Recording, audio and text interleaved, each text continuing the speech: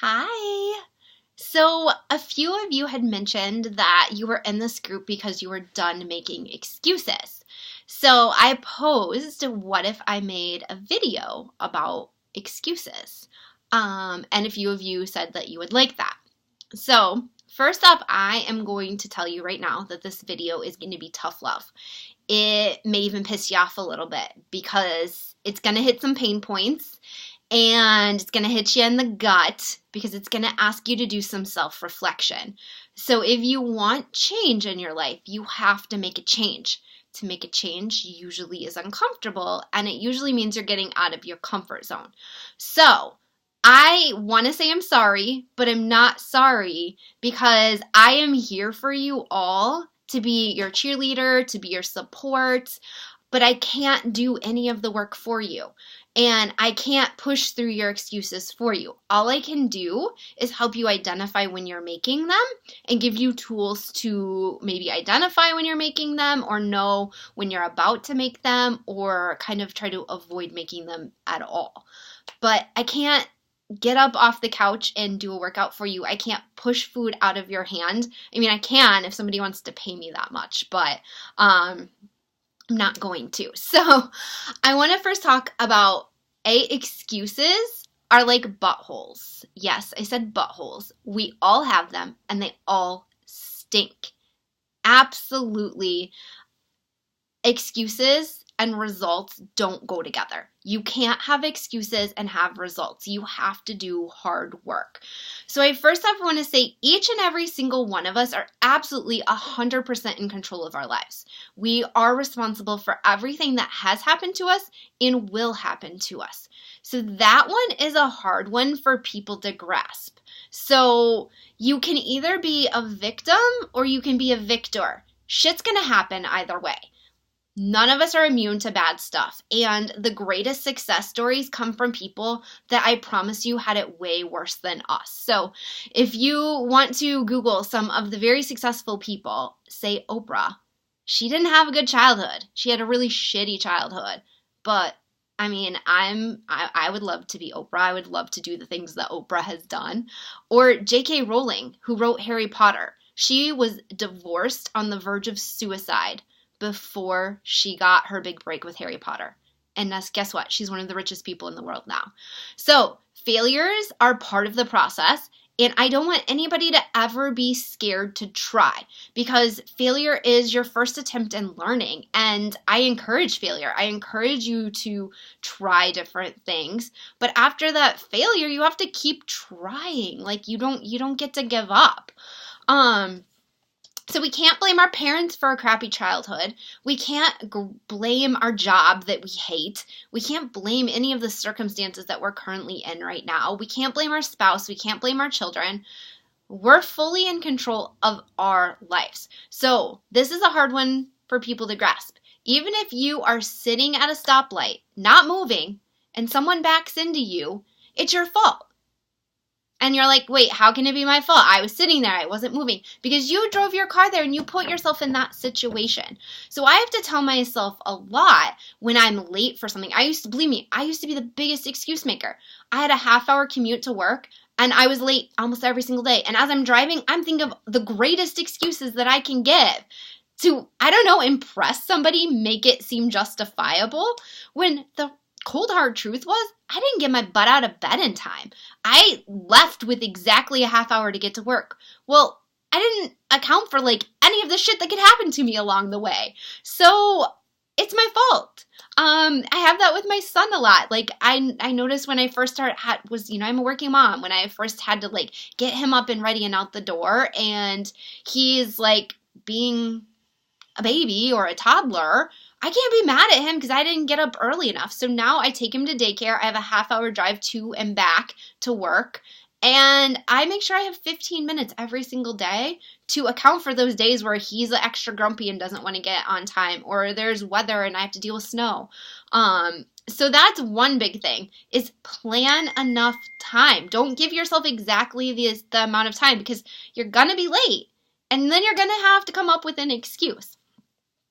The second is nobody cares about your excuses but you. 100%. Like, any excuse I were to give for being late, no one cares. All they care about is I was late. And it makes me look bad, and it makes me look dumb. And I don't want to look bad. I don't want to look dumb. And it's not my fault that there was construction and traffic, because what really is my fault is I didn't get up and I didn't leave the house to account for that. So we really make up those excuses to, like, make ourselves feel better and justify it to our own selves, and that's not cool. Like, that's not cool at all, because, like, when I'm hearing people's excuses, I'm like, oh, like, that sucks for you, but guess what? Like, I have the same thing, or, like, I have it worse than you. So I guarantee whatever you're going through in life, someone has it worse. Someone has more kids than you. Someone has less money than you. Someone has less time than you. All of these excuses that we give ourselves, we're really just not being grateful for what we do have. I like to a lot of times say, that's really a first world problem. I bet there's a lot of people in this world that would love to have that problem that you have right now. Sorry, I had to take notes because this is really passionate for me and it really gets me fired up. But I hear so many people like, I want to make a change, but ... insert whatever excuse. And it's almost like we need to, like, go to Someday Island where, like, everything is perfect before we can make that change.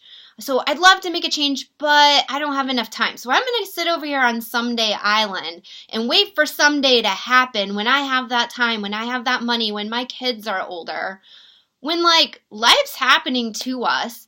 And when we're talking about health and fitness, your health is one of the only things that you have. Like, this body, you don't get another one. And we don't treat it very nicely. We don't talk to ourselves very nicely. We don't put the right amount of food and nutrition in our bodies nicely. We expect it to run on not enough sleep, on extra caffeine. So I'm telling you all, I give you permission to vote yourself off that damn island. Like, you don't need to be there. It's never going to be perfect. It will never be perfect. There will never be a perfect time. So I like to also use an analogy of, if you were diagnosed today with cancer, when would you start researching cancer treatments? Would you research it today, right now? Or would you research it next Tuesday when it's more convenient in your schedule? You know what? You're like, I need to know how to fix this right now. But the sad thing is, you have the tools right now to prevent it from happening. So you don't even have to get to that freak out mode. But we're all over here living in this island where, like, we don't want to know what that future might be. Or, like, we hear that story of that person that smoked and drank and ate junk food and lived to be 100. But, like, sadly, 80% of our country is overweight or obese. Like, 20-year-olds are having heart attacks and having heart disease. Our children, on average, are getting 2 vegetables a day, and they are potatoes and tomatoes in the forms of French fries and ketchup. So, like, we have a problem, but we're trying to turn a blind eye to it because pizza's delicious, because Netflix is, like, my life. I'm not saying cut out pizza. I'm not saying cut out Netflix, but, like, make it a treat and not an everyday habit. So a lot of times, we're also, like, blaming people in our lives, or we're blaming our kids. Like, our kids didn't even ask to be here. Like, we brought them into our lives. We brought them into this world. So our kids have to be our reason. And they have to be why we want to do this and not our excuse, because I lost my mom when I was 16. And I can honestly say that that was one of the worst days of my life.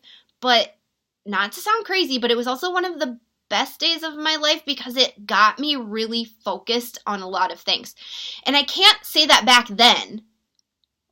I can say that now because it turned me into a person that I hated for a really long time. But through that journey and through working out and through working through the victimhood of losing my mom when I was 16 and eating my feelings and emotionally eating my feelings and not talking to anybody, you know what? Like, I got really real all of a sudden, and I made a huge health transformation when I was in college, and I lost over 50 pounds. Like, believe me, no one should have weighed as much as I did at 5'2", but I was eating a lot of feelings and using food as therapy. And I had to go through another transformation after I had my son. So I have gained and lost over 50 pounds twice. So I can tell you, if anybody can do it, you can do it. If I did it, you can do it. But we all have a story to tell. We all have the deck of cards that we were dealt, and all we can do is play those cards to the best of our dang ability. You know, get out and do what you can. You have the gift to do something right now before you have heart disease, before you have an autoimmune disease, before you have cancer, before you have a stroke.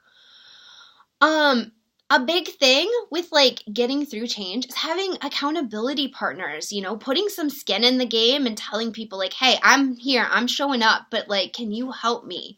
Can you help me show up?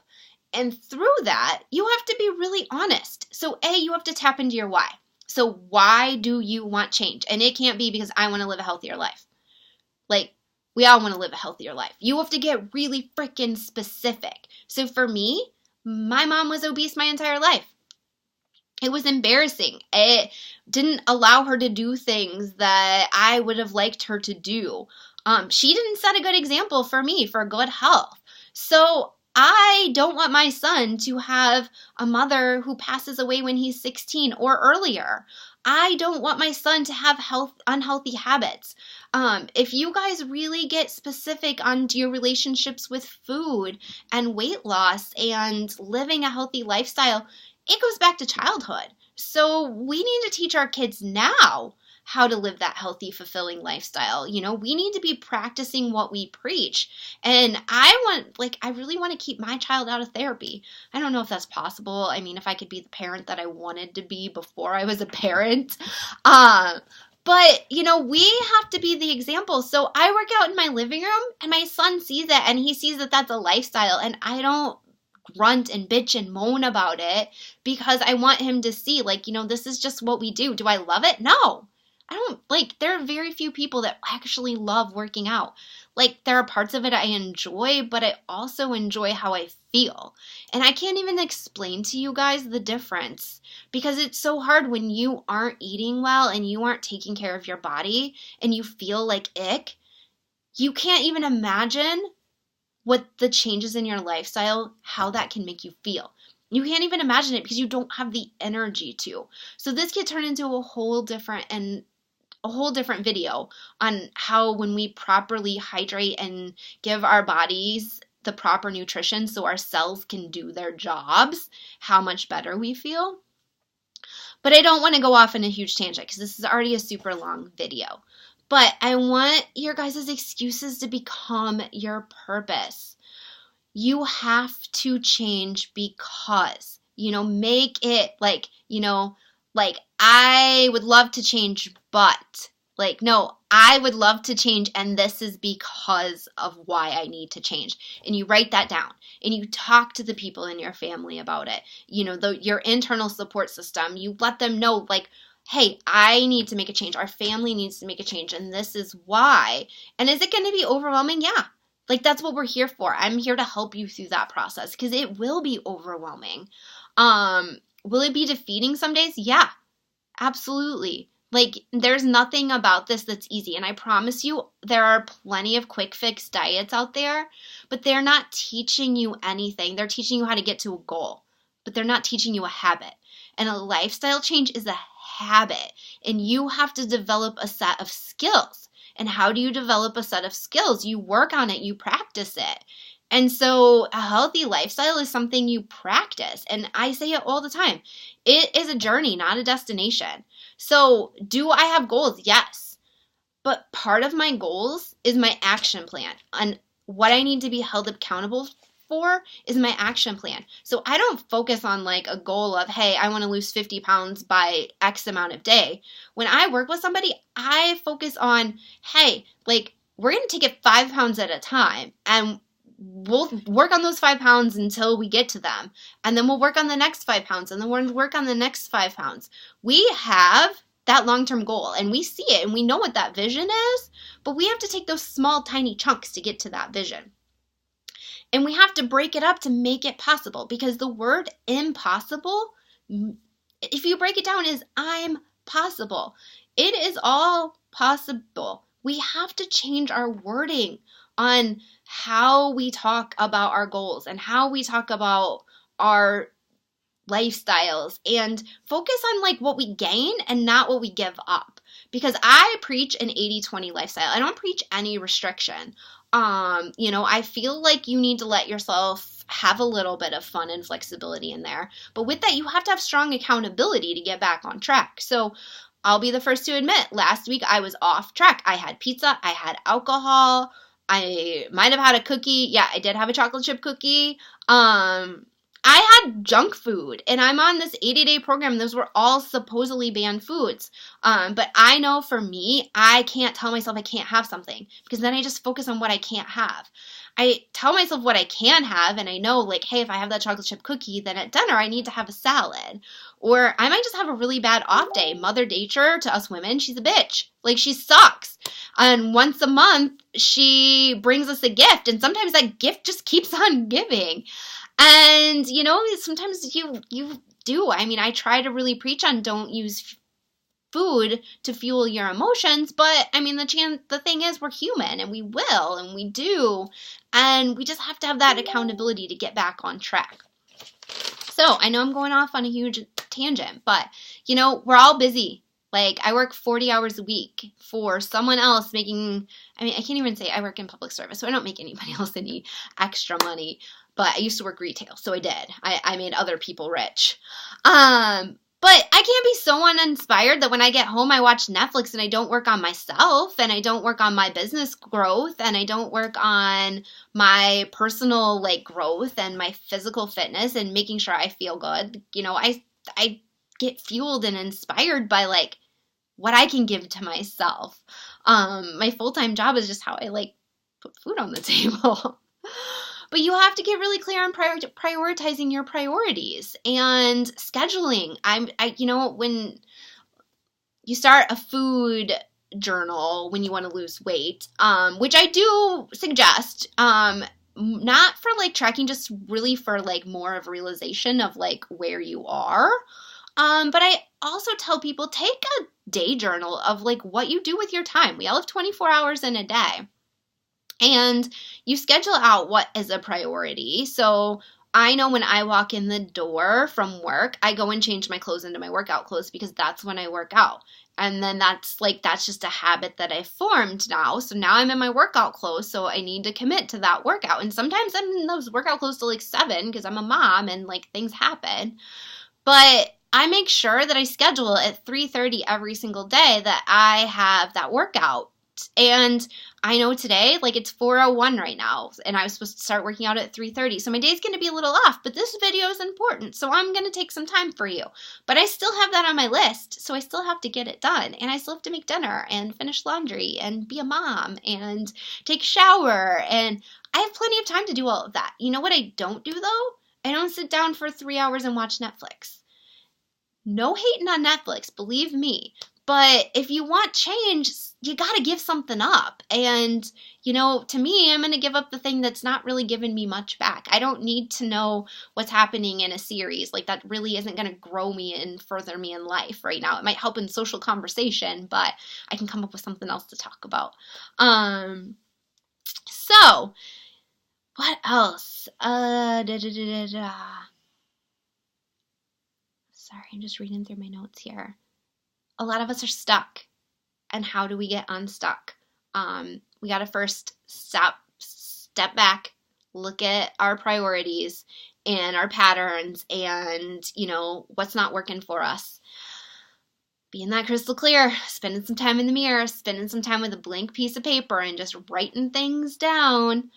But the moment right now to reinvent yourself is here. And you have a fantastic support system with Julie and I, and we are here for you. So this first week of, really just focusing on making sure we're getting enough to drink, water, getting enough water to drink, and adding in some gentle exercise. Okay, so cardio is not gentle, but you know, you got to start where you got to start. That's totally cool. But this is just an introduction to be kind of a little bit of a wake-up call and kind of how do I fit it all in my day, because I don't feel like it can add anything else to my plate, because I've been there and I really focus on becoming unbusy and becoming productive. And, you know, I can't teach that in one 20-minute video. But, you know, you have to be willing. I mean, I think that's the first part. You have to be willing to identify that there's probably some things in your life that need to change. And you have to have that support system, and be it internal, like you have to have the support system inside your own house, and then the external support system, which Julie and I and our group of accountability partners will be that for you. Groups like this. But you're the only one that can work on you. You're the only one that can develop you. And temporary inconveniences aren't struggles. So I think a lot of times in life, what we think of as a struggle is really just a temporary inconvenience, and maybe where we just failed in planning. And we kind of sadly put ourselves in those situations. And believe me, I was a whole different person 2 years ago. And the person that I am today isn't the person I want to be tomorrow. I have goals to strive for really being the change I want to see in this world, and to really help others on this journey. And I get it, ladies. I get it. It's freaking hard. Sorry, don't mean to exclude the guys. Guys too. I get it. It's hard. But I feel like if you're a lady and you're a mom, like that pressure is dang real. The division of labor is dang real. And some of us have more supportive spouses than others, but I think it really just starts with having that open, honest communication. First with ourselves, and then to our spouse, and, you know, those in our close system, accountability system. But all I can really say is you're never going to feel like it. You know, you're never going to have the right or the perfect time. The temptations are always going to be there. They're going to be there, and they're going to be strong in the beginning, because the universe is going to test you and be like, really, you want change? Huh? Well, I'm going to see how bad you want change, and I'm going to throw a bunch of stuff at you. I've been there. It sucks. But I couldn't be where I am without all of that. So shit's still going to happen. But how strong are you? And I bet you guys are all stronger than you are giving yourself credit for. So it starts in that believing in yourself, and having that self-love, and having that self-care. I mean, you have to fill your cup before you fill others. And I think that's one thing I noticed my mother never had, was self-care. She always put everyone ahead of herself. And self-care is not selfish. It is a necessity.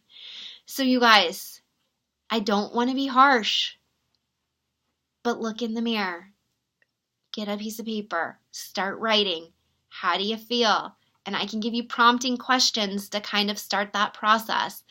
But only you can make this change. Only you can do it for you. I can give you tools, but I can't stop you. I can't stop you from making those excuses. And honestly, like I'm dealing with my own excuses, and you know, I love you guys all. I haven't even met some of you, but you guys all have the power to do this, and I am going to be your biggest cheerleader and your biggest support, and I will give you hugs, and I will cry with you, and I will help you work through those bad days, as long as you help me, because it goes both ways. Coaches need accountability too. But I'm going to go get my workout in, 37 minutes late, but I'm going to do it. Let me know if I hit on some topics that you want to go further into, because we could do lots of videos like these. Thanks, guys.